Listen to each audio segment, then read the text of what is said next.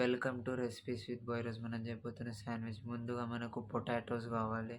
దాన్ని రైస్ కుక్కర్‌లో ఏసి మంచిగా వాటర్‌తోని వాష్ చేసేసిన తర్వాత దానికి మూత పెట్టేసి స్టవ్ ఆన్ చేయాలి.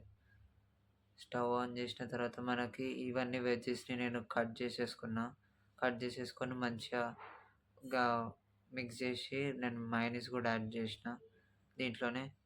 ఇంకా మనం ఉడకబెట్టిన ఆలులు కూడా రెడీ అయిపోయినాయి కాబట్టి నేను దాంట్లో కారం, ధనియాల మసాలా, పావు బాజీ మసాలా, పెప్పర్, సాల్ట్ ఏసుకొని మంచిగా మళ్ళీ మిక్స్ చేసేసుకున్న తర్వాత నేను శాండ్‌విచ్ మేకర్‌లో కొంచెం నూనె పోసిన. నూనె పోసి బ్రెడ్ మళ్ళీ మయోనీస్ ఏసిన దాని మీద. మయోనీస్ ఏసిన తర్వాత ఆలు స్టఫ్ ఇంకా సలాడ్ ఏసి దానిపైన బ్రెడ్ పెట్టిన. ఇంకా దాన్ని మూత పెట్టేసుకొని 5 మినిట్స్ తర్వాత మన శాండ్‌విచ్ రెడీ. Total cost ఇంతయింది.